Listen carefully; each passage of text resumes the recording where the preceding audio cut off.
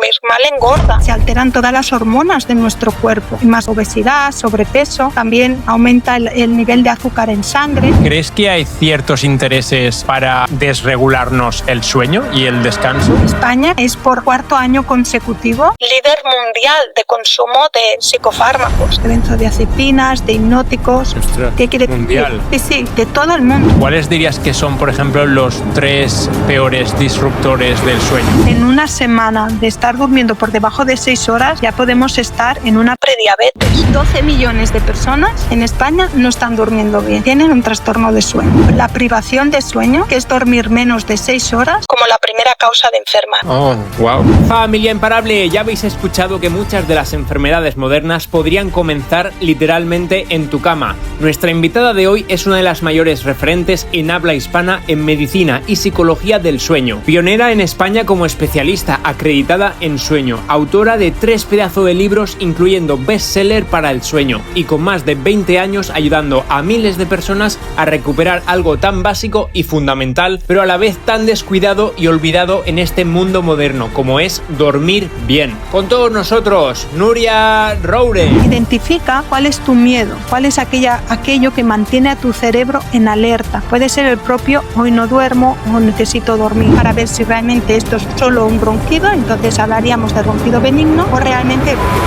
que la persona se ahoga durante la noche. Y eso lo que hace es fraccionar mucho el sueño. ¿Cómo dirías que nos afectan los pensamientos o las emociones para dormir? ¿Qué 3 cosas, digamos, dirías que son innegociables para ese sueño imparable? Prepárate porque en este episodio vamos a profundizar en cómo funciona el sueño realmente, las causas que nos están afectando para no dormir bien, la rutina perfecta del sueño que te sorprenderá y muchas herramientas y consejos que te ayudarán a dormir increíble. ¿Qué 3 peores mitos dirías que existen a día de hoy todavía sobre el sueño? ¿Y por qué consideras que no son verdad? El primer mito es el hecho de que todas las personas, todos los adultos deben dormir 8 horas. Es una media estadística, ¿no?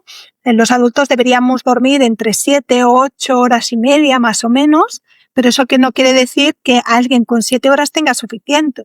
Claro, ¿qué ocurre? Que mucha gente intenta buscar esas 8 horas de sueño y como se acaban un poquito como obsesionando, tengo que dormir esas 8 horas, eso puede ser mucho más perjudicial que no, pues a lo mejor dormir 7 horas, pero de calidad. Porque es muy importante no solo las horas de sueño, sino también cómo las dormimos. Siempre nos centramos mucho en unas horas, decimos debo dormir 8 horas, pero es más importante cómo son estas horas que estás durmiendo. Que a veces menos horas, pero de más calidad, es mucho mejor. Otro mito también suele ser el mito de la edad. ¿Sí? Que creemos que a medida que nos vamos haciendo mayor, es como normal dormir mal, ¿no? Cuando nos hacemos mayores, realmente lo que cambia es nuestra estructura de sueño. Pasamos menos tiempo en sueño profundo. Hay más espacio en tiempo superficial, pero eso no quiere decir que tengamos que estar despertándonos durante la noche y, sobre todo, estar mucho tiempo despiertos. Lo que ocurre es que, claro, si nos hacemos más mayores, tenemos menos proporción de sueño profundo, más proporción de sueño superficial. Si no hacemos bien las cosas, si no tenemos unos buenos hábitos, ¿qué nos va a ocurrir? Que tenemos más probabilidad de despertarnos por la noche. ¿Sí? Uh-huh. Y otra cosa que también ocurre es que el sueño, claro, no mejora. Muchas veces esperamos a que el sueño mejore solo, ¿no? Decimos, es una temporada, ya dormiré mejor, o acabamos resignándonos de, bueno, es normal. ¿Qué ocurre? Que si no hacemos nada para mejorarlo, a medida que nos vamos haciendo mayores, cada vez vamos durmiendo peor, porque esto no mejora solo. Con lo que cada vez hay más gente más mayor que está durmiendo mal. Por tanto, la proporción de personas mayores es mayor. Pero eso no quiere decir que estadísticamente, ahora que nos hagamos mayores, durmamos más mal, sino que hay mucha gente que ha empezado a dormir mal más joven, pero que como no lo ha tratado, acabamos durmiendo pues mal, mucha proporción de personas mayores. ¿Sí? Uh-huh. ¿Explicado? Sí, sí. Lo profundizaremos más adelante, pero las personas mayores entonces también podrían mejorar la calidad del sueño, aunque les cueste un poquito más. Totalmente, totalmente. Yo tengo muchas personas de tercera edad que han conseguido no solo recuperar el sueño, la calidad del sueño, sino incluso también dejar fármacos que llevaban tiempo tomando. Porque los fármacos, otro de los aspectos que deberíamos vigilar mucho, sobre todo en las personas mayores. Sí, sí. ¿Y cómo dirías que nos afectan los pensamientos o las emociones para dormir, ¿no? Y para tener ese sueño reparador? ¿Cómo influyen? Pues totalmente, influyen muchísimo. Fíjate que esto que comentas es algo que yo siempre recalco mucho, porque a veces la gente me dice, Nuria, es que yo todo lo que dices que tengo que hacer ya lo hago bien y aún así no duermo, ¿sí? Entonces, claro, yo muchas veces les digo, no es solo lo que haces, sino también lo que piensas durante tu día, cómo te sientes, ¿sí? Cómo interpretas las cosas que te toca vivir en tu día a día, porque aunque lo hagas todo bien, que si quieres luego miramos, ¿no? Que es todo esto, Sí. que todo lo hago bien. Si todo lo haces bien, pero después resulta que no sé, has discutido con tu pareja o tu jefe te ha dicho un comentario y tú te lo has tomado mal y te vas, ¿no? Va la noche por la cama dándole vueltas a eso y generas ansiedad, pues claro, cuando llegará por la noche te costará mucho desconectar y no podrás dormir, aunque lo hayas hecho todo bien. Y esto suele pasar muchas veces, sobre todo a las personas que se despiertan durante la noche. Personas que se despiertan durante la noche generalmente es por acumulación de ansiedad, preocupación excesiva, rumiación durante el día. Una pregunta un poco fuera de tema, por si te quieres mojar. ¿Qué opinas de las inyecciones, por ejemplo, ¿no? Las que parece que han aumentado y sobre todo en edades tempranas. Claro, a ver, es que esto ya sí que es verdad que es meternos en un tema que yo creo que cada persona tiene que ser muy responsable de lo que hace y más en los niños pequeños. Es verdad que hay algunas enfermedades en las que las vacunas están ya bastante probadas y que sabemos que nos aportan mucho más beneficio que lo que puede aportar no ponérnoslas. Y sobre todo también a nivel de sociedad, ¿no? Porque nos vamos inmunizando para que el resto de personas también bajen ese riesgo de que puedan contraer ciertas enfermedades. Y aunque también profundizaremos más adelante, pero ¿cuáles dirías que son, por ejemplo, los 3 peores disruptores del sueño a día de hoy? Pues fíjate, yo creo que el primero y más importante son las pantallas, todo el tema de la luz azul ha provocado que nuestro sueño cada vez esté más alterado, nuestro ritmo circadiano se pierda, se altere. El otro disruptor es el café, la cafeína, y cuando digo cafeína también me refiero a todas estas bebidas energizantes, ¿no? Que los jóvenes cada vez están más acostumbrados a tomar, la Coca-Cola, todas estas bebidas que también lo que hacen es activar el cerebro, porque todo lo que activa el cerebro en exceso también lo que genera es que luego cuando llegue por la noche tu mente, que tiene que bajar las revoluciones, tiene que bajar ese nivel, ¿no?, de cortisol para poder dormir, esté más elevado y no lo consiga. Y después los ritmos de vida que llevamos, el no tener unos buenos horarios, una regularidad de nuestro sueño, de nuestra alimentación. Vivimos en un mundo muy acelerado de hacer y eso que nos hace, un día durmamos a una hora, otro día a otra, hoy me levanto más pronto, mañana más tarde, esa irregularidad de horarios también hace que nuestro sueño acabe perjudicado. Normalmente suelo incluir si nos quieren enfermos, ¿no? Pero para personalizarlo un poquito más sobre el sueño, ¿crees que hay ciertos intereses para desregularnos el sueño y el descanso? Bueno, yo no creo que haya intereses en sí, sino que siempre sabemos, ¿no?, que hay ciertas empresas, en este caso, pues yo creo que son las farmacéuticas, pues que ahí pues tienen un gran mercado, ¿no? Y con eso no quiero decir que no sean necesarios en ciertos momentos los fármacos, sobre todo los fármacos para dormir. Pero yo en más de mis 8 años que llevo ya tratando personas insomnes, y he visto más de 3.000 personas en grupos, en programas, en terapia individual. Son poquitas las que hemos valorado que realmente necesitaran esos fármacos, ¿sí? Entonces, el fármaco nunca debe ser el primer tratamiento de elección para el insomnio. Sobre todo en estos casos hay terapias no farmacológicas que nos ayudan a dormir y a descansar bien, sin necesidad de fármacos. El fármaco debería ser secundario en algunos casos. Por ejemplo, ¿en qué casos yo he visto que hemos tenido que medicar a la persona? Pues en casos en que ya tiene un nivel de ansiedad tan elevado o un nivel está en una depresión que no puede seguir las pautas que yo le doy. En este caso sí que necesitamos por un corto periodo de tiempo usar esos fármacos, pero ya te digo que puede ser un 1% de todas las personas que trato y que ayudo. Fíjate que España, que es donde yo estoy residiendo, España es por 4º año consecutivo líder mundial de consumo de psicofármacos, de benzodiazepinas, de hipnóticos. Ostras, ¿Qué quiere decir? mundial.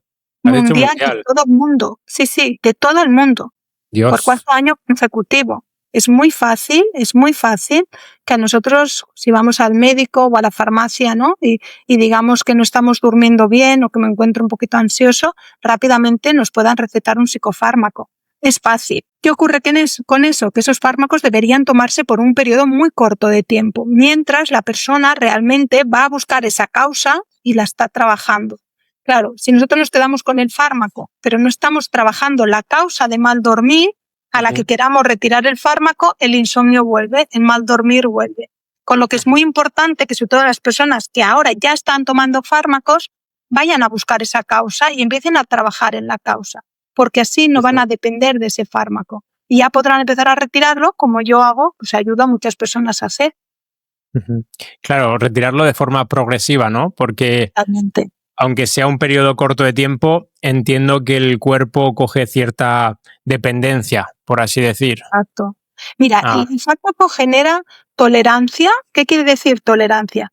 Que cada vez necesitamos el mismo, o para tener los mismos efectos necesitamos subir la dosis. Por ejemplo, ¿no? Tú te tomas un fármaco y te ayuda, y durante un mes te ayuda a dormir. Pero al mes que viene dices, ya no me hace efecto. ¿Qué necesitaríamos? Subir la dosis. Necesitaríamos ahora 2 fármacos para conseguir el mismo efecto. Entonces, claro, mucha gente dice, no, yo no quiero subir porque, claro, ¿no? Entonces se quedan con un fármaco. Pasa que con ese fármaco no consiguen dormir lo que quisieran.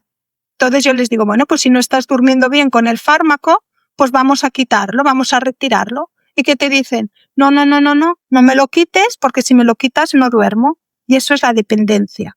Es el necesitar ese fármaco, aunque sabemos que eso a lo mejor no nos trae consecuencias buenas, porque tiene muchas consecuencias secundarias negativas, o que no nos está ayudando lo que debería. Claro, llega un momento que el cuerpo va tolerando el fármaco, y yo me he encontrado personas que llevan 10, 15, 20 años tomando fármacos, que ahora ya no hay una dependencia física del fármaco. Lo que hay ahora es una dependencia muy psicológica, porque yo sé que tengo eso. ¿Y qué hace?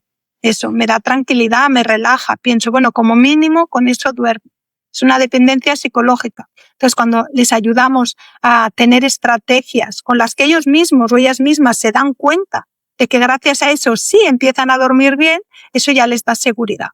Entonces dices, bueno, pues ahora ya soy capaz de retirar el fármaco porque ahora ya sé qué hacer si, por ejemplo, me despierto a las 3 de la mañana. De la otra manera es, ¿y si me despierto a las 3, qué pasa? No sé qué hacer.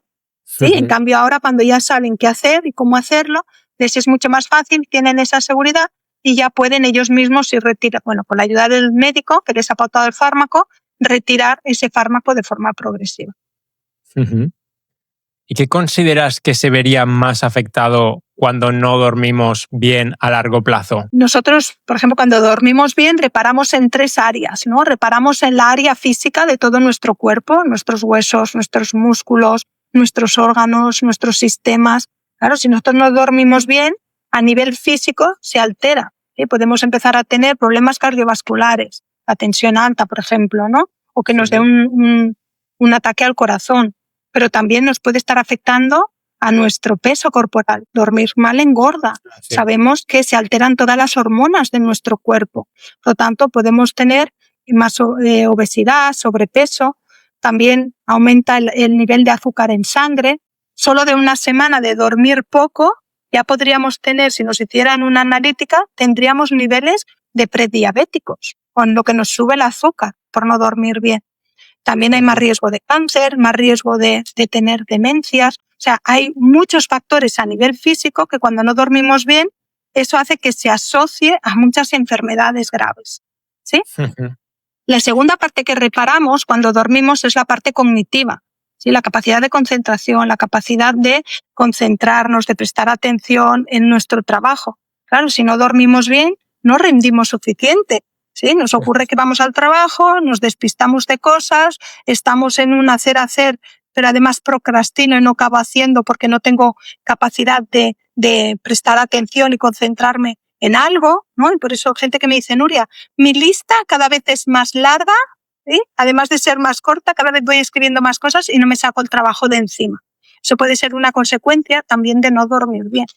Y finalmente, también reparamos nuestro estado emocional, nuestro equilibrio emocional. Cuando nosotros dormimos bien, estamos más equilibrados, estamos más positivos, estamos más tranquilos. Cuando no dormimos mal, nuestro estado de ánimo se altera mucho. ¿Sí? Empezamos a estar más ansiosos, un poquito más tristes, más sensibles frente a las emociones. Imagínate, ¿no? Cómo nos puede alterar. Y esto a largo plazo pues puede desencadenar trastornos de ansiedad, ¿sí? Trastornos graves de ansiedad o incluso trastorno depresivo. Wow. La Organización Mundial de la Salud ya ha catalogado la privación de sueño, que es dormir menos de 6 horas, como la primera causa de enfermar. Oh, wow. Lo que más aumenta el riesgo de enfermar en una persona es el hecho de dormir menos de 6 horas, porque todo nuestro cuerpo necesita reparar por la noche. Cuando no reparamos, pues claro, vamos viendo que eso sale, ¿no? Por algún sitio, cada uno donde pues genéticamente tenga más predisposición a que ese sistema se altere. Y por último, la última pregunta de esta introducción, ¿qué 3 cosas, digamos, dirías que son innegociables para ese sueño imparable, para la salud imparable? Primero, tener unos buenos hábitos, unos buenos horarios, unos horarios regulares de sueño, eso es súper importante. Si nosotros no tenemos esa regularidad, nuestro ritmo circadiano se va a alterar y no va a saber qué momento nos tiene que venir el sueño y qué momento nos tiene que despertar. Por lo tanto, horarios regulares. Después también todo lo que hacemos durante el día. Nosotros fabricamos nuestro sueño en el momento que nos despertamos por la mañana.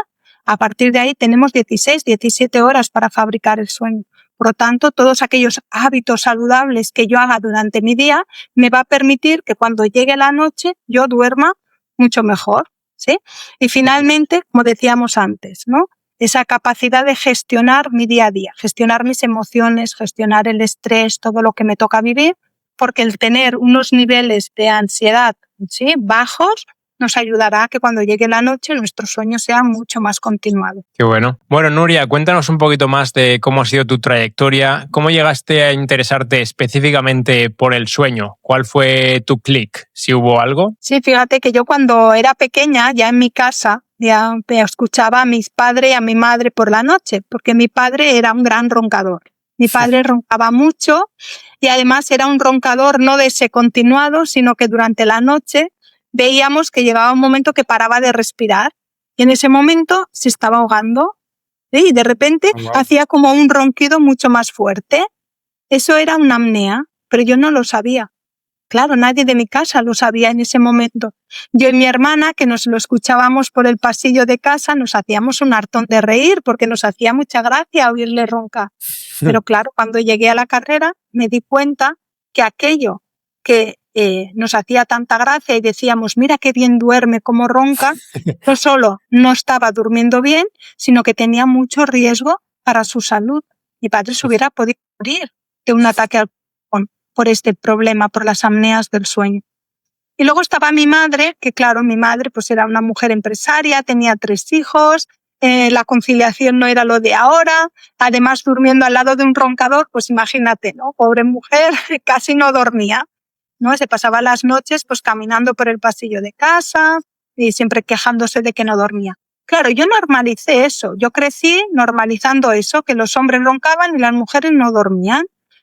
Claro, ¿qué me pasó? Que cuando yo estudié psicología y cuando nos dieron un tema de sueño, pensé, madre mía, pero ¿cómo puede ser? Si esto que yo he visto en mi casa no es normal, si esto es grave, lo que le pasa tanto a mi padre como a mi madre. De ahí ya me empezó la inquietud, ¿no? De mejorar el sueño, sobre todo de ellos en un primer momento, aprender más, porque pensé, si en mi casa ya hay 2 adultos y los 2 duermen mal, ¿cuántos problemas, cuánta gente debe haber con este problema?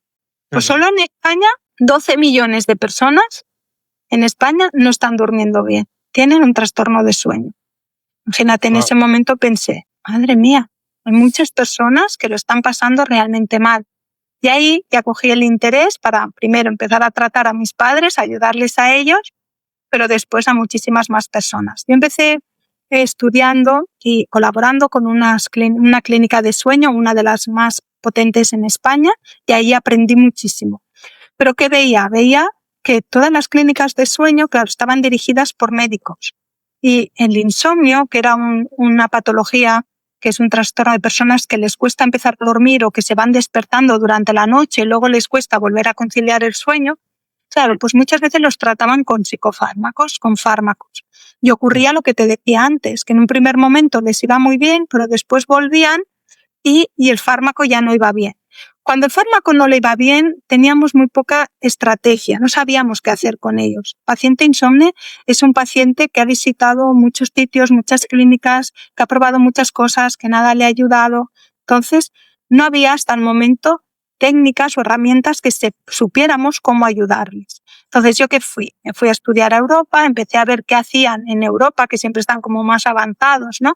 También a Sudamérica, Estados Unidos. Me formé mucho y en estos últimos años, gracias a todo lo que estudié y sobre todo a los pacientes que he visitado, he creado una metodología. Es un paso a paso, una metodología que ayuda a las personas insomnes que sufren de insomnio a recuperar su sueño. Es decir, que puedan dormir rápido y además dormir continuado, sin necesidad de fármacos. Claro, esto es muy revolucionario, ¿no? Qué bueno, sí. Porque hasta ahora se creía que las personas que no dormían bien o seguían sin dormir bien o tenían que tomar el fármaco. Porque muchas veces las personas se resignan a dormir mal porque no quieren fármacos y te lo dicen. Yo duermo mal, pero es que claro, si voy al médico ya sé lo que me va a dar, ¿no? O no quiero fármacos. Entonces, saber que hay una alternativa a eso y que podemos ayudar a las personas a dormir bien sin necesidad de fármacos es brutal porque la gente realmente cuando consiguen recuperar su sueño después de muchos años sin dormir, claro, te agradece muchísimo porque les cambia la vida realmente. Y sin que se nos vaya mucho, pero curiosamente suele ocurrir esto de cuando los hombres nos hacemos mayores acabamos roncando, ¿no? ¿Hay algo que diferencie ese género masculino de femenino que suele ocurrir más en hombres? Ronquido es más frecuente en hombres, ¿sí?, que en mujeres. Pero las mujeres, cuando llegamos a la menopausia, hay que vigilar porque la hormona que nos protegía un poquito, como mínimo, del ronquido y la apnea, del sueño, la perdemos. Entonces, la mujer, cuando llega a la menopausia, vuelve a tener el mismo riesgo casi que el hombre de sufrir apneas. ¿Pero qué ocurre? Que claro, aquí hay una desventaja. Las mujeres, que dormimos un poquito peor, es más fácil que escuchemos a los hombres roncar. Claro, las mujeres, cuando ya nos hacemos más mayores, llegamos a la menopausia y empezamos a roncar, claro, también hay un riesgo porque las mujeres no roncamos, no hacemos tanto ruido, las mujeres respiramos fuerte, ¿sí? No roncamos, entonces nos cuesta más que nuestra pareja nos oiga, porque claro, el que ronca y hace apneas no lo sabe, el que lo sabe es el que duerme con esa persona, el que lo trae a la consulta siempre es la pareja. ¿Sí? Le dice, dale algo que no me deja dormir, que yo estoy roncando. Y el que ronca te dice, pues yo no tengo problema, pues yo duermo la mar de bien. Sí, dale algo a mi mujer que la que no duerme y me escucha, ¿no? Claro, entonces necesitamos que la pareja lo sepa, la escuche y la traiga. Por eso es más difícil, porque muchas mujeres, aunque tengan ronquido y apneas, no lo saben, pasan desapercibidas. ¿Sí? Por eso es muy importante que veamos mujeres que a lo mejor sienten que duermen muchas horas, pero que esas horas no descansan, que se levantan más cansadas, que tienen sueño durante el día, que pueden tener un poquito de hipertensión, ¿no? La tensión alta. Estos son los mismos síntomas que podría tener cualquier hombre, que roncara e hiciera apneas. Pero sí que es verdad que los hombres tienen más prevalencia, sobre todo es por la forma de cuello. Cuellos que son más bien anchos y cortitos tienen mucha más prevalencia de que pueda suceder esto. ¿Sí? Qué bueno. ¿Vale? Que tienen una vía respiratoria alta un poquito cerrada, ¿no? Un tabique desviado, también personas que pueden roncar, o tienen la base de la lengua muy ancha. Todas son cositas que hay que revisar y hay que mirar bien para ver si realmente esto es solo un ronquido, entonces hablaríamos de ronquido benigno, o realmente después del ronquido hay apneas, que son este ronquido pausado, con pausas respiratorias. ¿Qué ocurre? Que la persona se ahoga durante la noche.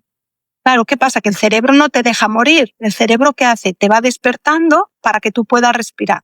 y eso lo que hace es fraccionar mucho el sueño. Por eso hay que delimitar exactamente si es un ronquido continuado o es un ronquido pautado y estamos haciendo apneas, que eso es lo grave. Y Nuria, por ir contextualizando un poquito, ¿nos podrías definir cómo es el sueño, los procesos del sueño y sus diferentes fases? Fíjate, nosotros cuando dormimos tenemos que imaginarnos que vamos bajando los peldaños de una escalera. Estamos primero en un sueño más superficial y luego entramos en un sueño profundo y finalmente hacemos lo que llamamos una fase REM. Este grupo de fases es lo que llamamos un ciclo de sueño y lo que vamos haciendo es ir repitiendo estos ciclos. Hacemos entre 4 y 5 ciclos de 90 minutos más o menos. Digamos que bajamos al sueño profundo, superficial, porque el REM es más superficial.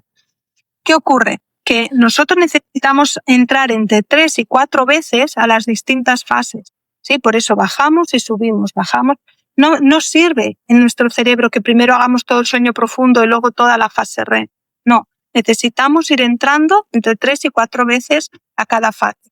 Y cada fase es muy importante porque repara una parte de nuestro cuerpo. Entonces necesitamos hacer este sueño profundo para reparar más nuestro cuerpo físico y necesitamos hacer fase REM para reparar más nuestra capacidad cognitiva y mental. Claro, la fase REM ocurre sobre todo al final de la noche. ¿Sí? Entonces, por eso también es muy importante dormir las horas necesarias, porque si no estamos perdiendo esa fase REM. ¿Sí? Entonces, mitad de la noche hacemos más sueño profundo, segunda mitad de la noche hacemos más fase REM. La fase REM es donde soñamos, es cuando tenemos los sueños. Por eso, cuando nos suena el despertador o ya nos despertamos por la mañana, recordamos esos sueños que estábamos soñando. Y entonces, ¿cómo interfiere el cómo o cuándo te despiertas, ¿no? O sea, si te despiertas, por ejemplo, en medio de cualquier ciclo, ¿afecta de una forma u otra a cómo te sientes de descansado o de poca energía y demás? Sí, totalmente, lo dices muy bien, Will. Fíjate, nosotros generalmente cuando nos tenemos esos despertares más espontáneos, los solemos tener después de ciclos, ¿sí? Porque es muy difícil despertarnos de ese sueño más profundo, nos cuesta mucho despertarnos. Pero cuando ya vamos hacia la fase REM, como subimos a un sueño más superficial, si tenemos algo de ansiedad, ahí nos podemos despertar. Y ese es el típico despertar de las 3, 4, ¿no? Después de esos 2 primeros ciclos de sueño, muchas veces tenemos un micro despertar, todos, que son los que nos damos la vuelta, nos tapamos, pero si nos despertamos en ese y tenemos ansiedad, ¿qué pasa? Que el cerebro se activa, ¿no? Y luego ya nos cuesta más volver a dormir. Entonces, si nosotros tenemos algo, por ejemplo, la apnea, que nos está sacando de ese sueño profundo, porque si cuando estás entrando en un sueño profundo dejas de respirar y el cerebro te despierta para que puedas respirar, ¿qué hace? Te sube a un sueño más superficial. Claro, cuando no tenemos sueño profundo, nos estamos quedando sin sueño profundo, lo que nos pasa es que tenemos más un cansancio físico en nuestro día. Sí, es esa fatiga más física. En cambio, si a mí lo que me falta es sueño REM y me voy despertando del sueño REM y por eso no tengo mucho porcentaje de sueño REM, lo que me va a ocurrir es que al día siguiente me costará más concentrarme, estaré más irritable, es decir, me va a afectar más en mi mente. Claro, fíjate qué ocurría antes. Bueno, y ahora todavía en algunas personas, sobre todo cuando voy a dar charlas a las empresas, que me encuentro que muchos CEOs o mucha gente, ¿no?, que está en cargos de más responsabilidad, me dicen, Nuria, yo con 4 horas tengo suficiente. ¿Por qué? Porque han hecho los 2 primeros ciclos de sueño o 3 y entonces la parte física ya la han reparado y sienten que tienen energía para empezar el día. Pero ¿qué pasa? Que les falta la segunda parte, que es la parte de la capacidad de concentrarse, de prestar atención, la empatía con los demás, ¿sí?, la capacidad de estar más equilibrado a nivel emocional. Entonces pueden estar físicamente muy activos, pero luego les cuesta concentrarse, no, están más irritables con los equipos, ¿sí?, están más ansiosos, pueden acabar desarrollando burnout, por ejemplo, son las típicas personas que acaban desarrollando un estrés laboral. ¿Por qué? Porque esa parte de sueño REM no la han trabajado. Qué interesante. Y bueno, por compararlo un poquito con un sentido evolutivo, ¿no? No sé si hay datos más ancestrales o incluso de tribus actuales, ¿no?, ¿Hemos cambiado mucho esos patrones de sueño? Porque es lo que se habla ahora, ¿no? Se habla como que tienes que dormir esas 8 horas, aunque ya lo has desmentido, pero tenemos que tener como un sueño súper ininterrumpido, con condiciones ideales, y me imagino que antes no habían condiciones ideales. Tenías que dormir en una cueva donde pudieras, con ruidos de animales o lo que fuera, ¿no? Fíjate que esas condiciones eran ideales para el cerebro que teníamos. Para nuestro ritmo circadiano, nuestro cerebro estaba más acostumbrado a despertarnos con la luz del sol y estar todo el día, ¿sí?, trabajando en el campo, al aire libre, hasta que el sol ya bajaba. Entonces, ¿qué hacían? Volvían pues a la cueva, a la casa, donde sea, y ¿qué ponían allí? Luz cálida. Y ya cuando bajaba el sol, ¿qué hacían? Dormían. Es verdad que ya en las tribus más primitivas se dormía en 2 trozos, ¿sí? Seguramente lo decías por esto. Porque imagínate en invierno. Fíjate en invierno que esas personas no tenían luz. Podía estar a las 5 o 6 de la tarde, ya podían tener oscuridad. Y claro, no salía el sol hasta las 8 de la mañana. Tenían muchas horas de oscuridad. Entonces, ¿qué hacían? Era imposible dormir todo ese tiempo. Entonces, hacían un primer sueño de 3-4 horas, se despertaban, estaban despiertos 3 o 4 horas en las que se contaban cómo había ido el día, cantaban, se contaban historias, tenían sexo en ese momento podían tener sexo también, y luego volvían a dormir otro trocito de 3-4 horas. Pero eso, ¿por qué? Porque al no tener luz tenían mucho tiempo para dormir. Claro, ¿qué nos ocurre a nosotros? Cuando nos inventan la luz artificial, ¿qué hacemos? Alargar el día. Entonces, esto nuestro cerebro no lo entiende, porque él piensa que cuando hay luz es porque es de día y cuando hay oscuridad que es de noche. Entonces, si a las 10, las 11 todavía estamos con mucha luz en casa, el cerebro se activa, ¿sí? Y al activarse el cerebro lo mantiene en alerta, con lo que hemos dejado muy poquito tiempo para dormir. Por lo tanto, ¿qué ha hecho el cerebro, que es muy inteligente? Acabar durmiendo, ¿no?, desde el tirón, esas 7 u 8 horas que necesita, lo hace seguido. ¿Por qué? Porque aquí todavía tenemos luz y ya a las 6 de la mañana, cuando nos despertamos, aunque fuera en la calle esté oscuras, ¿qué hacemos? Encendemos la luz de nuestra casa y ya volvemos a tener luz. Podemos hacer una pequeña siesta después de comer, que yo siempre la recomiendo, y volvemos un poco a ese sueño que se llama bifásico, ¿no?, en 2 fases, pero nosotros lo hemos cambiado, le hemos hecho una fase más larga por la noche y una pequeña siesta después de comer. Que esto los españoles nos encanta, ¿no? Los mediterráneos nos encanta la siesta y que está muy bien, con unas condiciones determinadas para pasar mucha mejor tarde. Sí, cuéntanos, ahora que nos hemos metido aquí, ¿cuál sería esa siesta, entre comillas, ideal, esos patrones, duración y demás? Fíjate, nosotros deberíamos hacer una siesta de 20-30 minutos máximo, ¿vale? No puede ser muy larga esa siesta.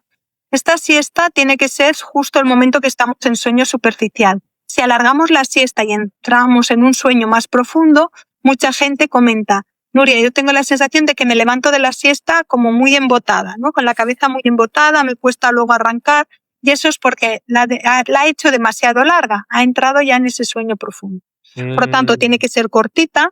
La podemos hacer fuera de la cama, no hace falta que nos pongamos el pijama, ¿no?, para ir a la cama a hacer la siesta, sino que la podemos hacer en un sofá, en un sillón. Yo siempre la recomiendo sin tele, la recomiendo que no miren la tele sin leer nada, sino que dejen un espacio para su cerebro para poder relajarse, y siempre, a ser posible, antes de las 4 de la tarde.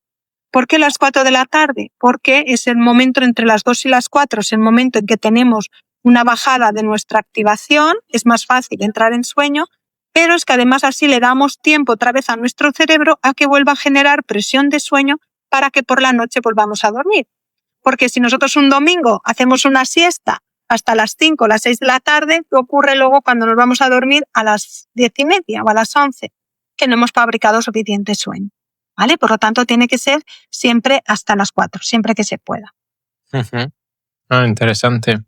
¿Pero la recomendarías para todos o hay algunas personas que quizás le puede interferir más en su día, recuperación, energía o lo que sea? No, yo le recomiendo a todo el mundo, ¿sí? Sí que muchas personas que no duermen bien por la noche tienen esa creencia de no hago siesta porque así cuando llego por la noche llego con más sueño. Y eso es un poco un error, Eso es un error. ¿Por qué? Porque cuando nosotros no dormimos bien por la noche, ¿qué hace nuestro cerebro? Nuestro cerebro se activa. Entonces, si estamos en revolución y estamos todo el día con la mente hiperactivada, cuando llega la noche está muy activada. Y es como una bola de nieve cuando cae por una montaña, que cada vez se hace más grande. Sí, Pues nuestro sí. cerebro igual.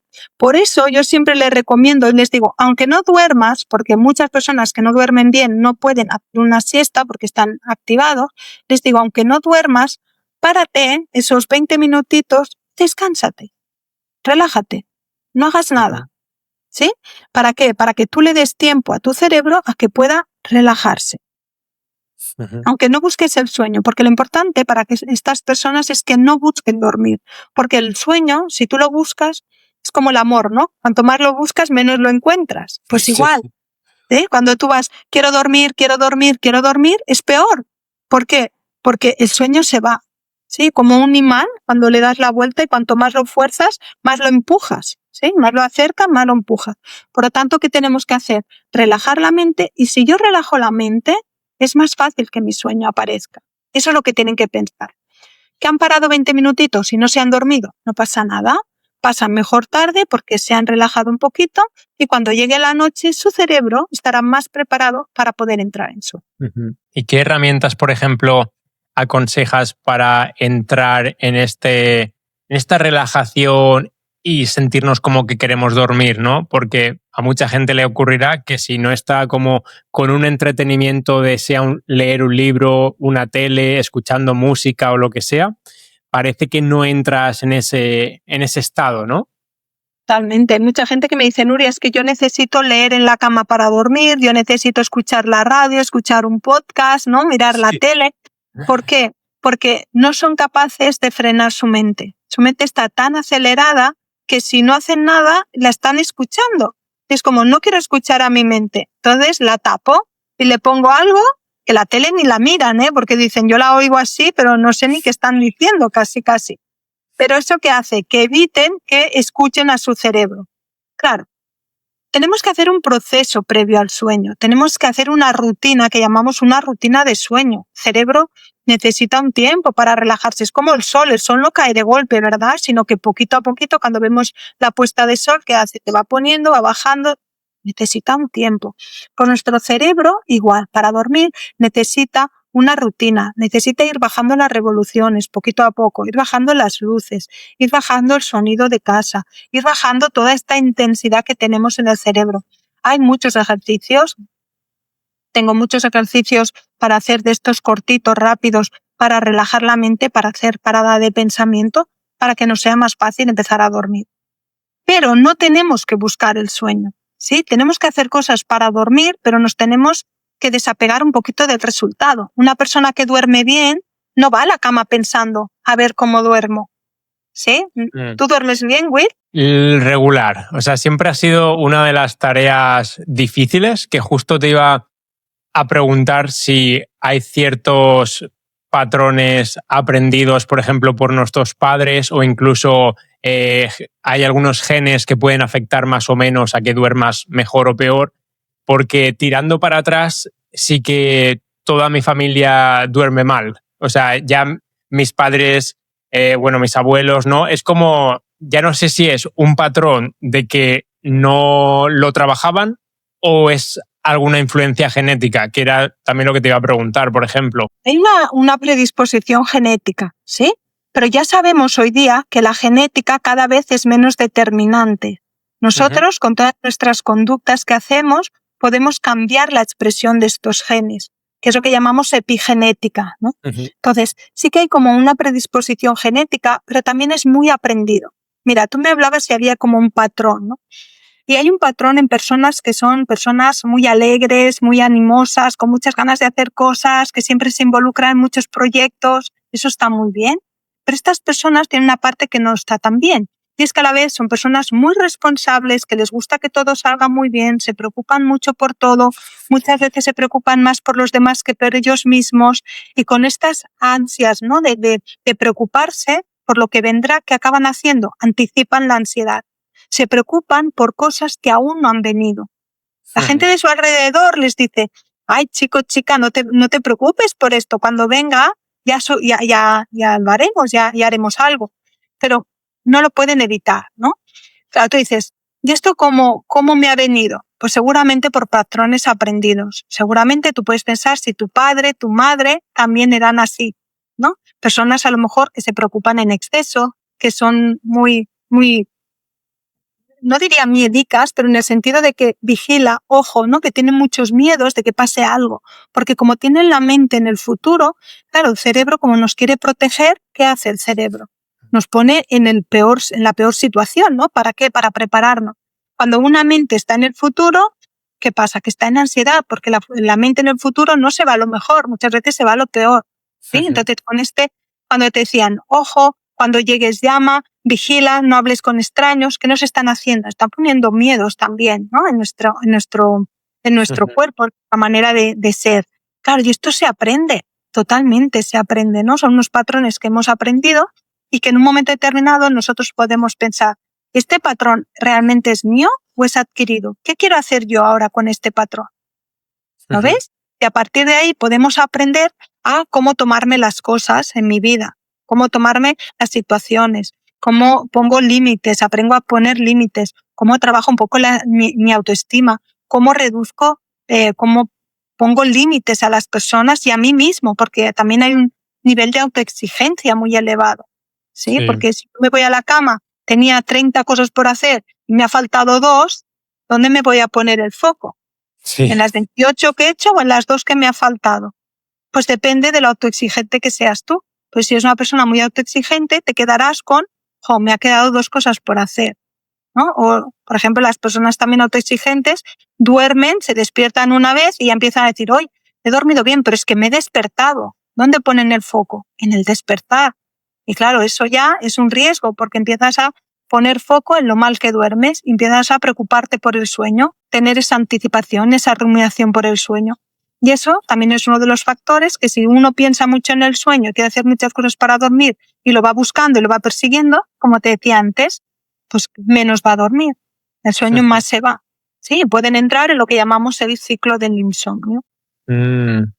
Sí, está por aquí apuntando varias cositas, muchas preguntas, porque he entendido también que entonces pueden influir los rasgos de personalidad a la hora de dormir mejor o peor, porque todo el mundo tiene este amigo que a lo mejor está hablando, estamos en la cama, está hablando lo que sean y de repente se queda durmiendo mientras hablaba incluso. Y claro, es muy diferente a mi caso, que, a ver, en al menos 20-30 minutos segurísimo tardo para quedarme durmiendo, por ejemplo. Entonces, ¿puede ser que sean rasgos de personalidad también? Sí, pero también fíjate que no hemos hablado de los cronotipos y eso también juega un papel importante, ¿sí? Sobre todo en la relación de pareja. Aquella persona que es más madrugadora, que por lo tanto le viene el sueño muy prontito por la noche y que son los que llamamos alondras, y luego están los búhos, los nocturnos, que son personas que el sueño les viene muy tarde, pero luego si les dejamos dormir, son personas que podrían dormir también hasta tarde. Claro, si juntamos una pareja de una persona muy matutina y una muy nocturna, ¿qué pasa? Que claro, los dos quieren ir a dormir a la misma hora, pero el sueño no les va a venir a los dos a la misma hora.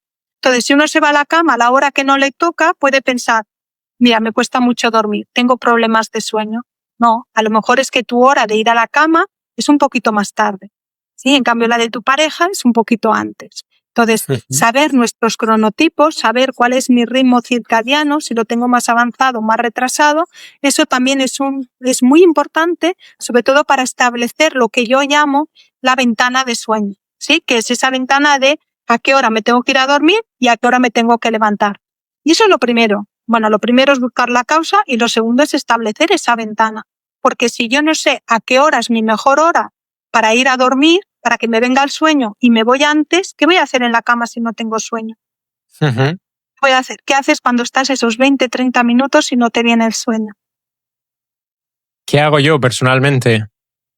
Bueno, a veces la lectura, por ejemplo, si en las peores noches que quizás no lo consigo, pues sí que me vuelvo al sofá, ¿no? Como he escuchado de salir un poco de ese contexto de dormitorio, cama y demás, ¿no? Como resetear y entonces pues volver a intentarlo.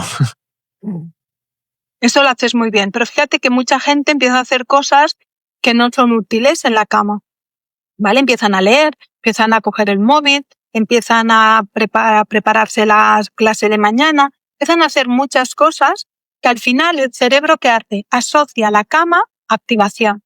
Se activan dentro de la cama. Entonces son las típicas personas que quizás están durmiendo en el sofá, viendo la tele, pero luego se van a la cama y no pueden dormir. Sí. ¿Por qué? Porque el cerebro ya ha asociado la cama a activación y eso es por hacer malos hábitos dentro de la cama. El leer puede ser un buen hábito, pero si luego te despiertas durante la noche y no puedes volver a dormir, ¿qué necesitas? Volver a leer. Cuando leemos, ¿qué hacemos? Activar el cerebro, con lo que hay que vigilar mucho qué conductas estamos haciendo en la cama, porque pueden ser ellas precisamente las que nos están manteniendo ese mal dormir. Pero y ahora que has mencionado esto, incluso yo, por ejemplo, muchas veces sin quererlo, cuando llego a la cama, considero que no tengo muy mal hábitos asociados a ese dormitorio o esa cama porque lo he intentado trabajar, pero de forma inconsciente, a lo mejor estoy calmado en el sofá, lo que sea, voy a la cama y es como que me vienen los pensamientos, entre comillas, rumiantes de cosas que tengo que hacer mañana, cosas que no sé qué, cosas muy aleatorias a veces que sí que parece que como que se salen de tu zona de control a veces. Entonces, ¿cómo podríamos, no sé, trabajar eso o acceder ahí? Los pensamientos intrusivos, ¿no? Que les llamamos, porque vienen, sí, no los podemos sacar. Mira, hay como dos tipos de pensamientos. Los rumiantes, que son un pensamiento al que no paro de darle vueltas, o después está el pensamiento de mono, ¿sí? Que hace un mono, se coge a una rama y a otra. Entonces, el pensamiento de mono, el pensamiento que va de un tema al otro, ¿sí? Y no para. Entonces, hay que trabajar eso.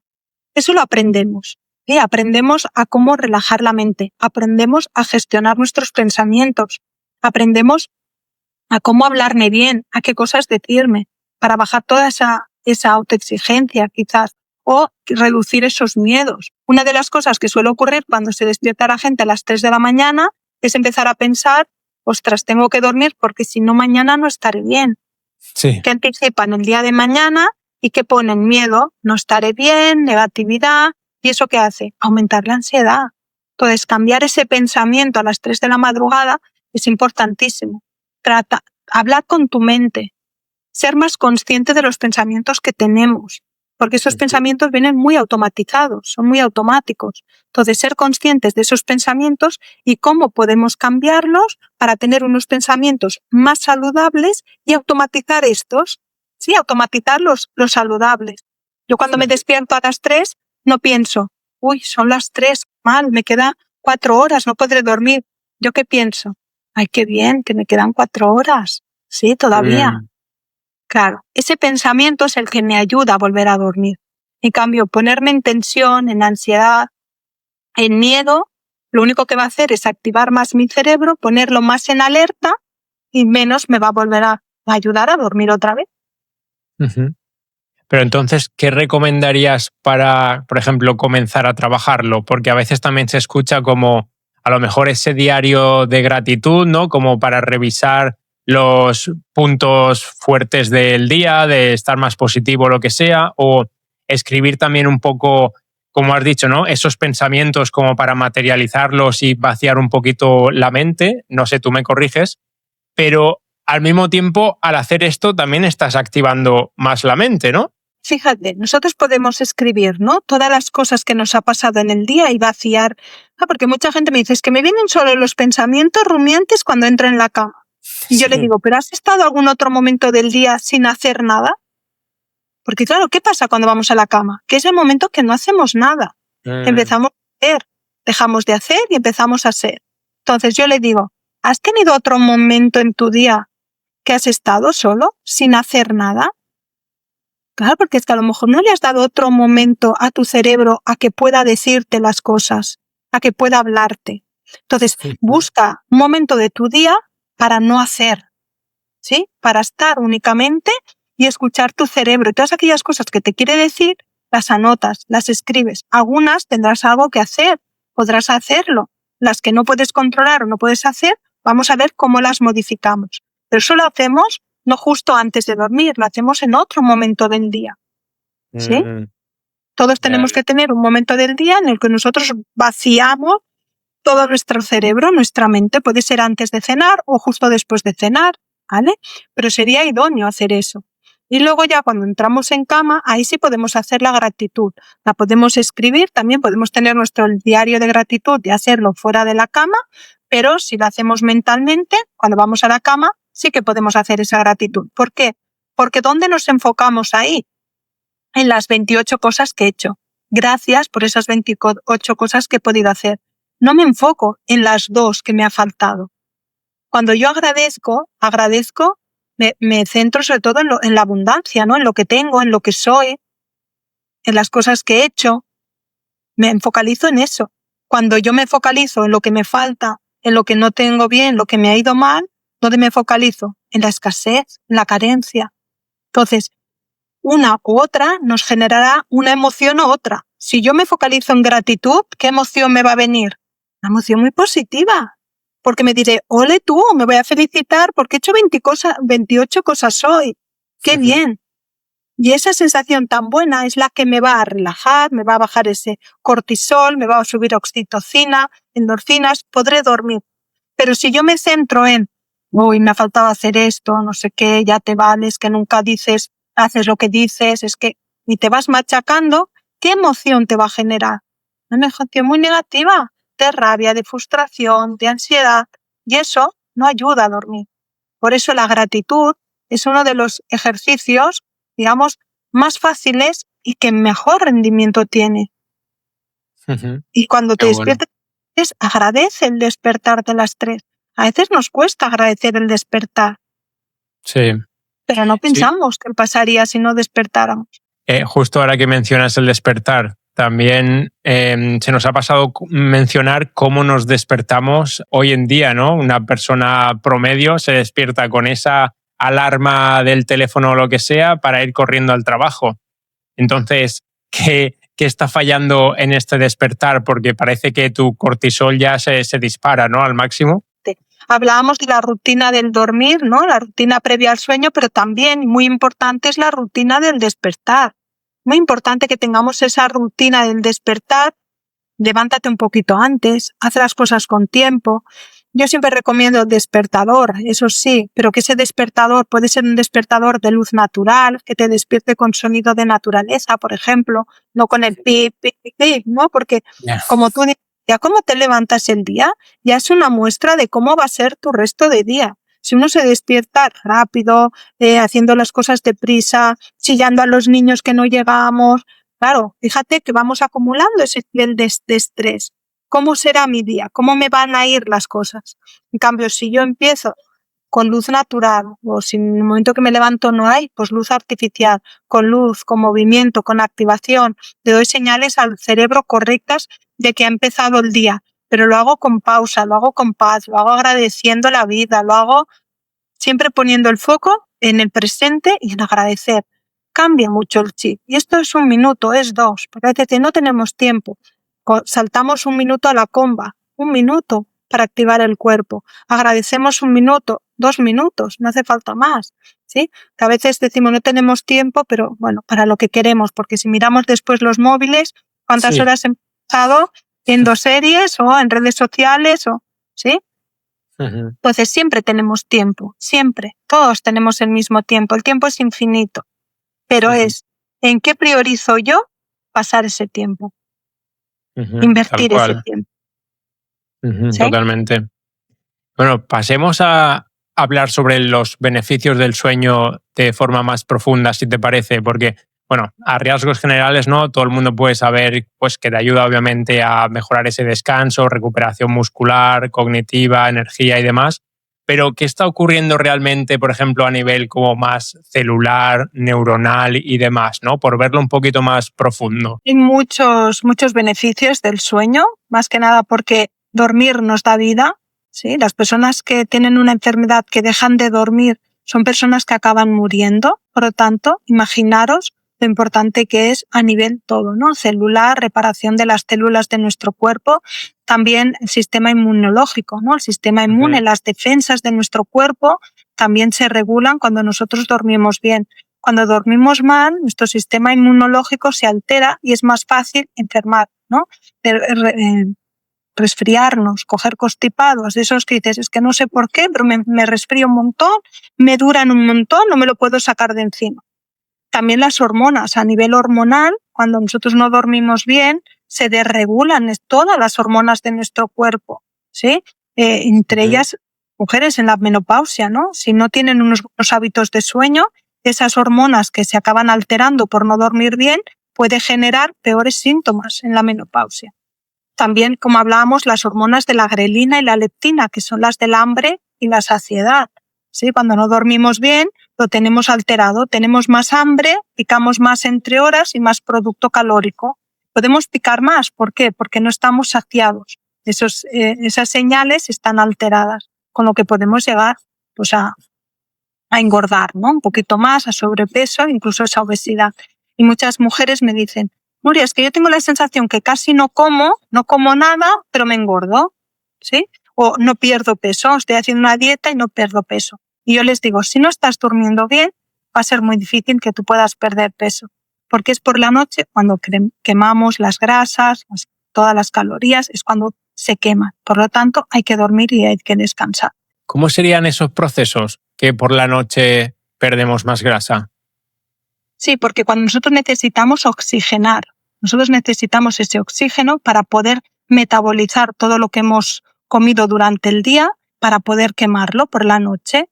También a nivel de temperatura corporal. La temperatura corporal también es un proceso que es importante a la hora de quemar todos los nutrientes que nosotros tenemos de sobras, ¿no? Todo lo que nos sobra en nuestro cuerpo.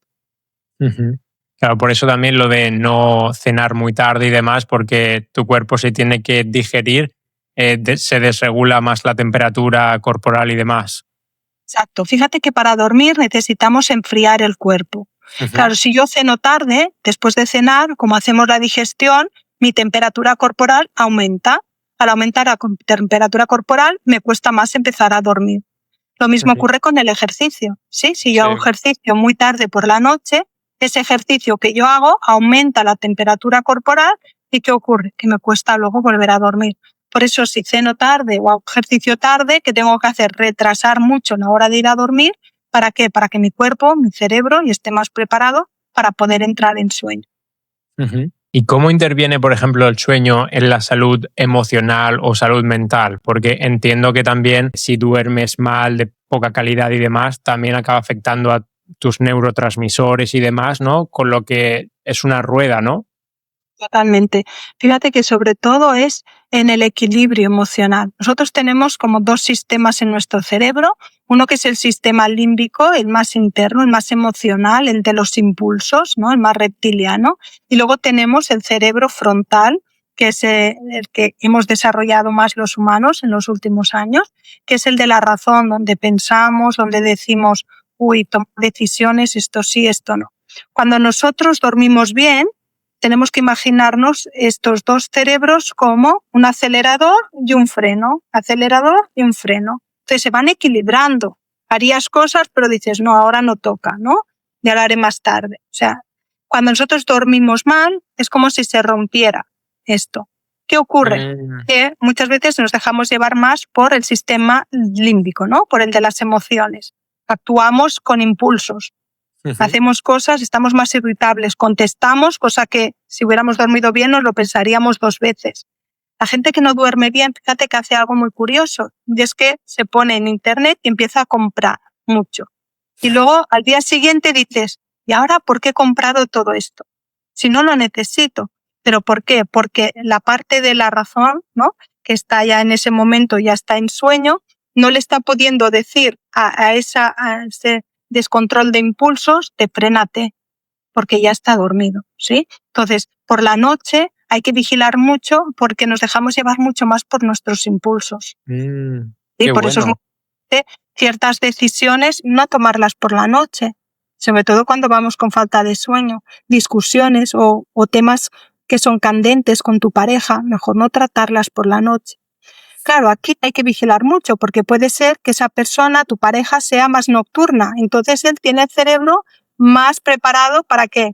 Para tener esa decisión, para tener esa discusión. Pero si una persona es más matutina, claro, en ese momento tu cerebro no está para pensar.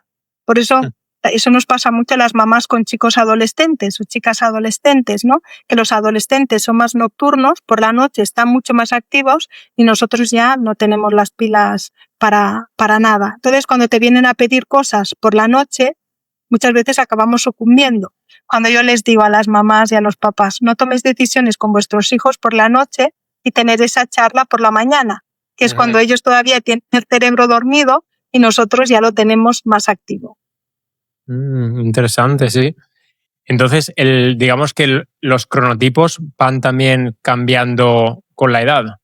Exacto.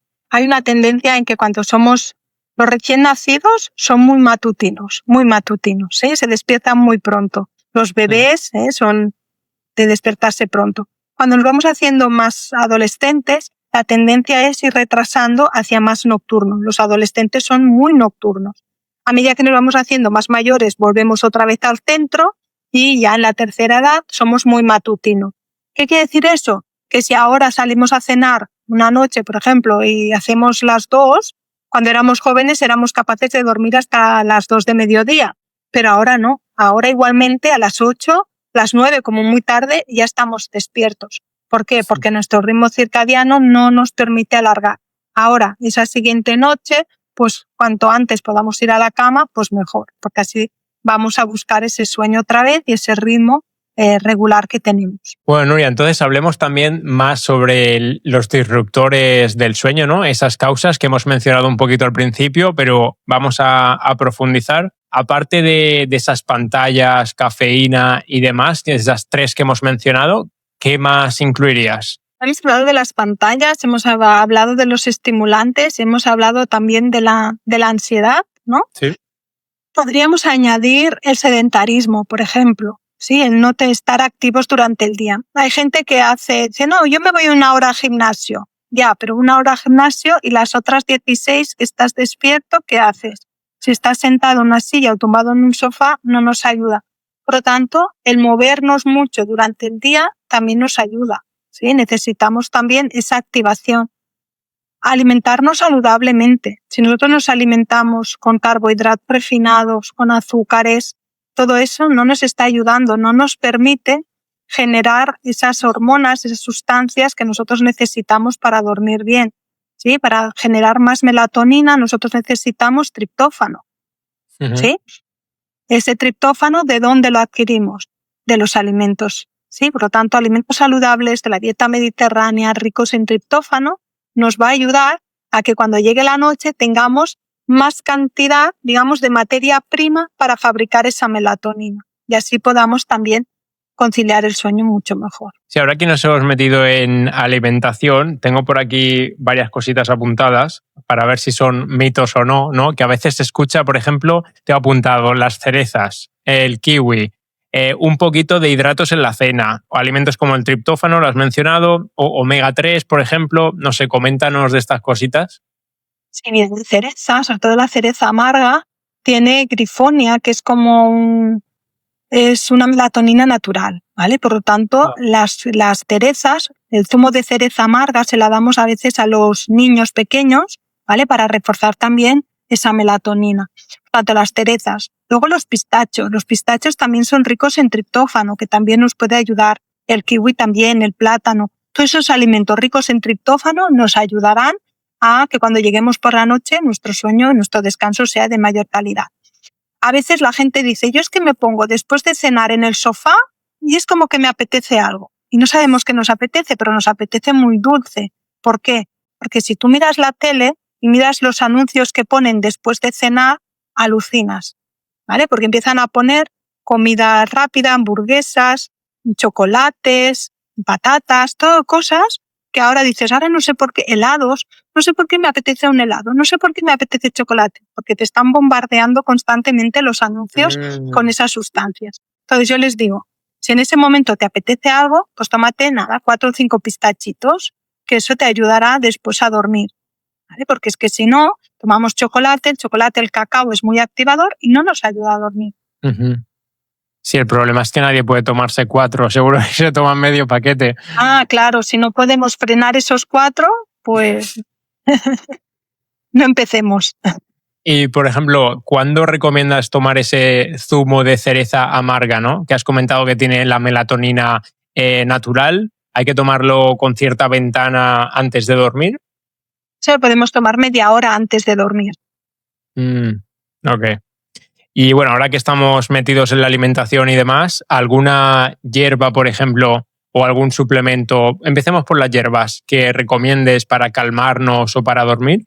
La que está más estudiada, la que tiene más estudio científico detrás y está más avalada, es la valeriana. ¿Sí? La valeriana es una de las sustancias que nos ayuda a relajarnos, sobre todo para mejorar el sueño. También está la pasiflora, está el azafrán, que también nos puede ayudar a relajarnos. Onda, lo desconocía. ¿En forma de infusión o te puedes tomar el azafrán tal cual? Si lo añades a los alimentos es perfecto, ¿vale? Si no, también hay suplementaciones que también lo añaden ahora ya, ¿vale? Hay suplementaciones que ya te añaden el azafrán, que es también una sustancia que nos ayuda a regular el ritmo circadiano y a dormir mejor. Ay, qué bueno. Sí. La melisa, la salvia. Te iba a preguntar por curiosidad con la cúrcuma también, porque entiendo que la cúrcuma es como el azafrán indio, ¿no? Sí, pero yo la cúrcuma no la he visto y no ha habido estudios que la hayan relacionado más con el sueño. Vale. Más el azafrán, fíjate. Es verdad que la cúrcuma es más desinflamatoria, tiene más un efecto antiinflamatorio, no tanto ansiolítico. Vale. Y luego en tema de suplementos, por ejemplo, se escucha obviamente de la melatonina, no sé qué opinas. Bueno, es como todo, ¿no? Para algunas personas le irá bien porque tenemos que siempre buscar la causa de mi mal dormir. ¿Cuál es la causa de mi mal dormir? Entonces, aprendiendo o sabiendo cuál es mi causa, sabré qué tratamiento o qué suplemento me falta, ¿no? Por ejemplo, si una persona duerme mal porque tiene ansiedad durante el día, claro, la melatonina no le va a ayudar porque la melatonina no es una sustancia que relaja. La melatonina es un cronorregulador, es un regulador del reloj interno. Por lo tanto, en ese caso, ahí no le va a ayudar. Si está con ansiedad, pues le ayudará más una valeriana, una pasiflora, ¿sí? Un espino blanco. O sea, tenemos muchas hierbas que les podrían ayudar a relajarse. Ahora, ¿cuándo va bien la melatonina? Pues si nos tenemos que ir de viaje, por ejemplo, para el jet lag, o cuando trabajamos a turnos, en esos casos sí que nos ayuda mucho. Y luego, por ejemplo, ¿qué hay de la ashwagandha o el magnesio? La ashwagandha es un adaptógeno que también ayuda a relajarnos, ¿vale? Digamos que se llama adaptógeno porque se adapta. Cuando estoy un poco decaído me sube el estado de ánimo y cuando estoy muy excitado me baja, ¿vale? Me mantiene en unos niveles. Claro, son sustancias que ayudan, hay que tomarlas de forma regular, para que tengamos también esos efectos. Sus efectos hay que tomarlo durante un tiempo continuado. Y el magnesio nos puede ayudar sobre todo a relajarnos si somos personas que hacemos mucho ejercicio, mucho deporte, ¿vale? El magnesio ayuda a relajar toda la musculatura y también el sistema nervioso, con lo que también nos puede ayudar a conciliar el sueño. Pero como te digo, es muy importante siempre ver cuál es mi causa de mal dormir, porque si no vamos probando un montón. Entonces, vamos a buscar cuál es mi causa de mal dormir, si a lo mejor tengo malos hábitos, si a lo mejor voy a la cama a la hora que no me toca, ¿sabes? Y entonces cuando adaptamos eso, como mucho, podemos ver, y ahora podemos suplementarnos con esto, ¿vale? Pero siempre es mejor primero buscar aquella causa. Sí, totalmente de acuerdo. Y bueno, por terminar el último que tenía aquí, el 5-HTP, que entiendo que es un tipo de triptófano. Es un tipo de triptófano y en este caso el triptófano nos ayuda sobre todo en los momentos en que no estamos durmiendo bien, estamos un poquito más cansados, más fatigados del día. Tomarlo nos da como más vitalidad y es el precursor después de la melatonina, con lo que por la noche nos ayudará a dormir mejor. Ok. No sé si quieres añadir alguno más en este aspecto. Yo creo que los hemos mencionado casi todos los que son así como más habituales, ¿no? Pues Nuria, si te parece, nos podemos meter en esa posible rutina perfecta del sueño, ¿no? Que, como bien dices, comienza realmente en el despertar, ¿no? En ese despertar, ¿necesariamente deberíamos de ver el amanecer o no es necesario? Sería ideal, pero hay que tocar un poquito los pies en el suelo porque mucha gente lo que le marca la hora del despertar es su trabajo, es su obligación. Entonces, en ese momento yo siempre les digo, desde el momento que tienes que ir a trabajar, pues ponte mínimo 1 hora antes el despertador para poder hacer esa rutina ya de despertarte, hacer un poquito de ejercicio, un poquito pues, de relajación también y desayunar tranquilamente para después poder llegar al trabajo de una forma tranquila, sin prisa, sin agobios, ¿no? Porque es muy importante cómo nosotros vivimos nuestro día. Cómo vivimos nuestro día va a hacer que nosotros durmamos bien. Y cómo dormimos también va a hacer que cómo vivimos el día. Porque mucha gente que ya duerme mal, ya se despierta por la mañana, que mal he dormido, estoy fatal, cómo voy a hacer ejercicio si no he dormido, ¿sí? Por lo tanto, cuando empieza el día, empezamos el día, nos olvidamos de la noche. Y a partir de ahí empezamos a construir la siguiente noche, ¿vale? Luz. Si no tenemos luz todavía natural por la hora en que me estoy despertando, pues le podemos poner algo de luz artificial de las que tenemos en casa, ¿sí? Pero hay que estimularle con luz para que el cerebro sepa que el día ya ha empezado. Y a partir de aquí, pues el movimiento, ejercicio, ¿sí? Y luego ya desayuno. O sea, ¿sí que recomiendas desayunar o tampoco habría problema si se hace un típico ayuno intermitente o cómo influye eso? Recomiendo desayunar a las 11-12 horas de la cena, ¿vale? Para que podamos hacer un ayuno mínimo de unas 11-12 horas.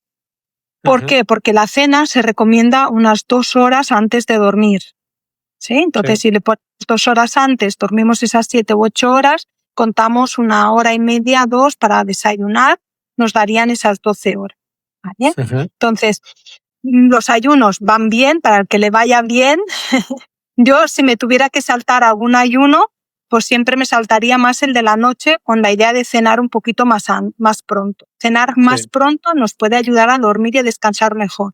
Ahora, saltarnos la cena también puede hacer que vayamos a la cama con la sensación de hambre, de malestar, y eso nos puede generar que después nos levantemos de la cama con mucha ansiedad y tengamos que pegarnos luego el atracón, ¿vale? Entonces siempre es mejor comer alguna cosita antes para no ir a la cama también con hambre, porque con hambre no vamos a dormir y estará la mente ahí pensando, ¿me levanto o no me levanto a comer? ¿Me levanto o no me levanto? ¿Sí? Al final te vas a levantar y te vas a pegar el atracón. ¿Y qué habría, por ejemplo, si haces un ayuno intermitente más prolongado, que imagínate, no sé, las 18 horas y comes, bueno, la primera comida es, no sé, imagínate a las 3 de la tarde?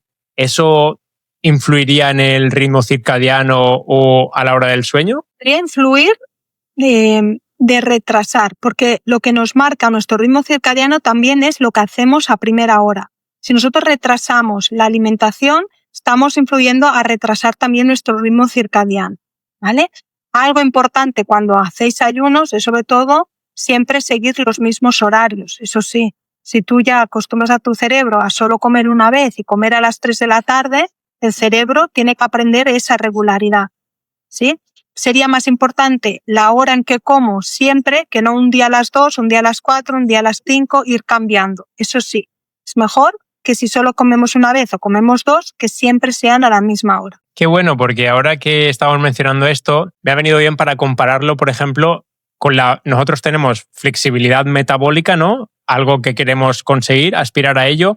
Incluso tengo entendido flexibilidad a nivel de cognitiva también, pero sin embargo en el sueño no tenemos esa flexibilidad de sueño, ¿no? Es como que necesitamos ser constantes, ser regulares. Se llaman Zeigbers, son como sincronizadores del sueño, ¿vale? Que regulan nuestro ritmo circadiano. Entonces, ese cronotipo que hablábamos, sí que tenemos una predisposición genética, tenemos una predisposición por la edad, pero nosotros la podemos alterar. Nosotros podemos cambiar nuestro cronotipo. Una persona que es más nocturna, imagínate que empieza a coger un trabajo a las 5 de la mañana, se tiene que levantar muy pronto. Claro, si él le va dando esa estimulación a las 5 cada día, ¿qué va a hacer? va a avanzar. Sí que puede estar en desajuste porque su cronotipo le manda, ¿no?, uno y su ritmo de trabajo le manda otro, y ahí podríamos entrar en una alteración, y ahí sí que tendría mucho riesgo esta persona porque está viviendo en una hora en que su ritmo circadiano no es la adecuada. ¿Lo ves? Pero nosotros, las personas, con nuestros hábitos, por ejemplo, si le ponemos una luz a una hora u otra, estimulamos con melatonina a una hora u otra, podemos acabar alterando ese ritmo circadiano, ¿sí? Muchos adolescentes, por ejemplo, que tienen un ritmo circadiano muy, muy retrasado y llegan a sufrir lo que llamamos una alteración de sueño, que es retraso de fase, que les viene el sueño muy, muy tarde. Su melatonina empieza a segregarse muy tarde, sobre las 3, las 4 de la madrugada. Si estos adolescentes les dejamos dormir, ellos dormirían perfectamente sus 10 horas hasta la 1 de la madrugada, bueno, la 1 de mediodía o las 12, ¿vale? Podrían dormir esas 9 horas, por ejemplo. Pero ¿qué ocurre? Que como tienen que ir al instituto muy pronto, los estamos levantando a mitad de su sueño, y son adolescentes que no rinden en el colegio, que no sacan buenas notas, que están de mal humor, que discuten todo el día con sus padres. ¿Qué ocurre? ¿Qué hacemos nosotros con estos chicos cuando nos damos cuenta que tienen este retraso de fase? Lo que hacemos es girar la rueda y que el sueño les venga más o menos sobre las 11 para que se puedan levantar a las 8 de la mañana o a las 7. ¿Sí? Entonces somos capaces nosotros de ayudarles a que su ritmo circadiano se adapte a sus necesidades también del día a día. Y bueno, íbamos por después de la comida, por ejemplo, en esa rutina ideal, pero ¿qué ocurriría con las personas que trabajan, por ejemplo, siempre en interiores? ¿Algún consejo de cómo podrían regular ese ritmo circadiano, ¿no? Porque la luz artificial y demás les está diciendo como al cuerpo como que siempre es la misma hora, ¿no? Como que no avanza el día. Exacto. El reloj se regula por la luz del sol porque va cambiando el espectro de color. Si yo estoy en interiores y siempre tengo la misma luz, el cerebro siempre piensa que es la misma hora. Entonces tengo que ir cambiándolo. Sería luz intensa a mediodía y luego ya cuando baja la tarde-noche poder empezar a poner esas luces más cálidas que ya empiezan a recordar como el ocaso, ¿no? La puesta de sol. Y ahí empieza el cerebro, cuando ve ese tipo de luz, ¿qué hace? Se empieza a relajar para que cuando llegue la noche ya su sueño esté más preparado. Su melatonina empieza a subir, su temperatura empieza a bajar, el cortisol empieza a bajar y es el momento idóneo para que nosotros empecemos a dormir. Y ya por la tarde, por ejemplo, ¿recomiendas alguna actividad más liviana, como pueda ser, no sé, un paseo andando en bici o lo que sea, que no sea como muy extenuante, ¿no? El ejercicio intenso lo tenemos que hacer a primera hora de la mañana o a primera hora de la tarde, pero hacia la tarde-noche ya cositas más relajantes, pues como decías, un paseo, ir en bici, ¿sí? Ir a una clase de yoga, por ejemplo, si no es un yoga muy intenso, cosas que ya estén empezando a decirle al cerebro que ya toca empezar a relajarse. Y bueno, ya nos acercamos a la hora del sueño. ¿Cómo sería esa cena, por ejemplo, para que no sea muy copiosa, entiendo, pero ¿qué podríamos incluir también? Podemos poner frutas, podemos poner verduras, la fruta que no sea muy, muy azucarada, ¿sí? Porque con la fruta azucarada también estamos generando azúcar y estimulación. Pero una verdura cocida o al vapor nos puede ayudar también, y un poquito de proteína y un poquito de hidrato, ¿no? Como decías antes, el hidrato también nos ayuda, pero no tiene que ser un hidrato refinado, sino más bien un hidrato compuesto de absorción lenta, ¿no? Podríamos poner un poquito una patata, un boniato. Sí, boniato, calabaza, ¿sí? ¿no? Boniato, calabaza, que nos podría ayudar. Todo eso nos puede ayudar a que después por la noche durmamos mejor. Sobre todo evitar mucho los pucheros, las grasas, y sobre todo la verdura cruda, porque la verdura cruda también hace que no estemos descansando bien. ¿Y qué habría, por ejemplo, de frutos secos? Han mencionado que en pequeñas cantidades, como esos pistachos, podrían tener cabida. ¿Y lácteos? Porque ya no sé si es un mito o no, pero a nosotros nos han educado muchas veces en tomar ese vaso de leche antes de dormir también. ¿Eso de dónde viene? La leche contiene triptófano. ¿vale? Pero sí que es verdad que para el triptófano que necesitaríamos tomar muchos vasos de leche. Pero como si lo tenemos como rutina, una rutina antes de ir a dormir, ahí nos puede ayudar. Que necesariamente, o sea, ¿necesita ser leche o puede ser, por ejemplo, un yogur, kéfir o otro lácteo?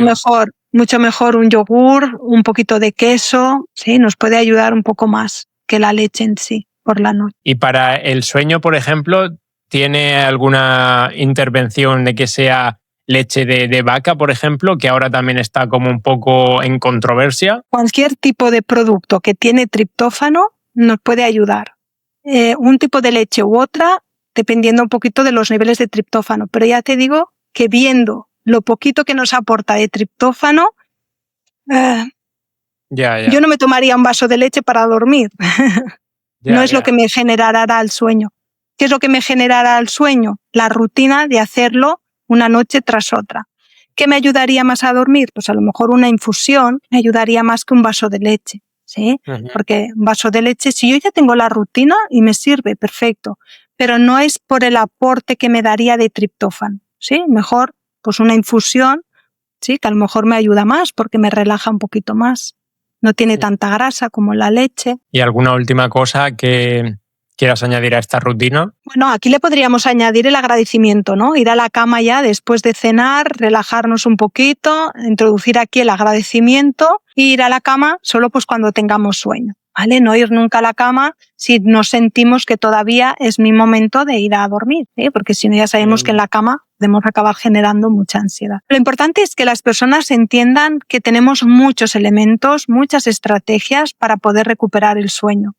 Si a veces queremos el tip o la cosa, claro, es más importante entender cómo yo vivo mi día, ¿no? Porque no es tanto lo que como, lo que hago, porque ahí entro como en una obsesión para hacer esto para dormir y eso tampoco nos ayuda, ¿vale? Es más importante ver qué es lo que puede estar a nivel general afectando mi sueño, qué es lo que me está alterando ese ritmo circadiano y empezar a trabajar en ello, porque tenemos muchas herramientas, muchas estrategias para ayudar a las personas a volver a recuperar su sueño, ¿sí?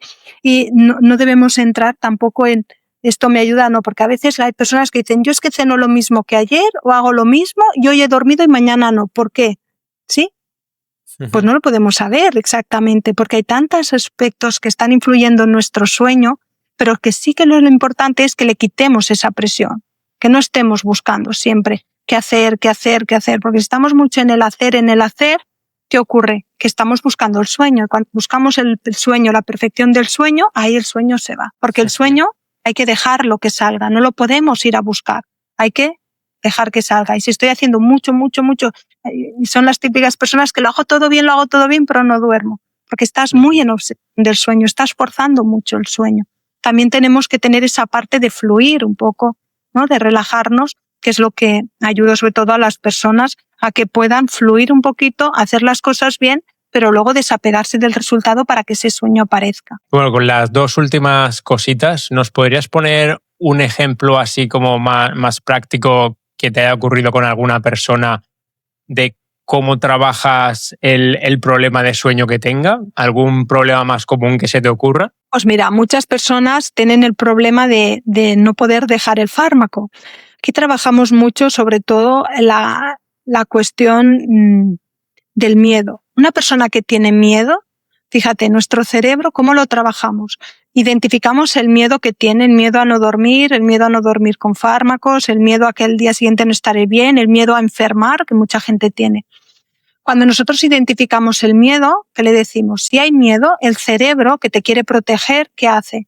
Baja el interruptor del sueño, no te va a permitir dormir, porque es como si te estuviera persiguiendo un tigre. Si te persigue un tigre, en ese momento, tu cerebro, por muy cansado que estés, por muchas 20 horas que llevas sin dormir, no te va a permitir dormir, porque si te duermes, el tigre se te ha comido. Entonces, identifica cuál es tu miedo, cuál es aquello que mantiene a tu cerebro en alerta. Y puede ser el propio sueño, puede ser el propio hoy no duermo o necesito dormir. Si no bajamos eso, si no le quitamos ese miedo, ese interruptor no va a bajar. Por lo tanto, tenemos que trabajar mucho el miedo. ¿Para qué? Para darle mucha seguridad a esa persona en lo que quiere, en lo que espera. ¿sí? Ayudarle también a trabajar la mente en el momento presente para que no genere la ansiedad del futuro. Todas esas cosas tienen una respuesta brutal, porque cuando tú cambias eso del miedo, no solo lo cambias por el sueño, lo cambias también en tu día. Sí, esos miedos que tienes en tu día a día. Entonces, trabajar toda esta parte es uno de los aspectos que siento que más he podido ayudar a las personas a bajar ese nivel de alerta y a poder volver a recuperar su sueño. Qué bueno, me ha encantado, sí. Y bueno, no hemos mencionado este concepto del déficit de sueño, ¿no? Que te iba a mencionar. ¿Cuándo es ese límite, ¿no? De que comienzas a tener consecuencias graves de que este déficit de sueño se va acumulando? Porque entiendo que puedes tener una mala noche, 2 malas noches y bueno, tienes esas consecuencias diarias a corto plazo, pero ¿cuándo podría ser este límite que ya estás teniendo consecuencias para largo plazo? Hablamos siempre de menos de 6 horas. La mayoría de estudios están hechos en personas que duermen menos de 6 horas, que es lo que entendemos ya privación de sueño. Y las consecuencias es que las vemos muy rápido. Como te decía, Will, en una semana de estar durmiendo por debajo de 6 horas, ya podemos estar en una prediabetes. Imagínate esto si lo vamos manteniendo a largo plazo. El sueño es algo que hay que empezar a trabajar en él cuanto antes, porque cada noche que pasa, cada noche que nos va quitando un poquito más de calidad de vida. Ya no decimos de llegar a morir, ¿no? Sino de cómo llego a esos últimos años de mi vida, con qué calidad, con qué salud física y mental quiero llegar yo a esos últimos años. Qué bueno. Bueno, Nuria, me ha encantado la charla. Ha estado muy bien. Creo que hemos tocado temas súper interesantes que a la audiencia le van a ayudar un montón, tanto esas causas, esa rutina ideal, posibles estrategias, ejemplos prácticos. No sé si quieres añadir algún último mensaje de reflexión o lo que sea.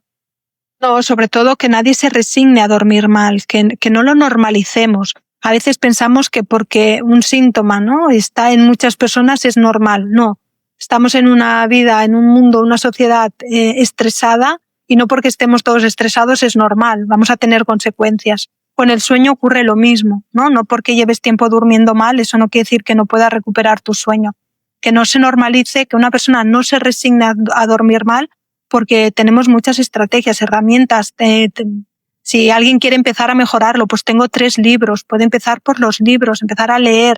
Ahí doy todas las pautas también, todas las estrategias, así que siempre se puede hacer algo si realmente uno quiere, porque uno tiene la llave.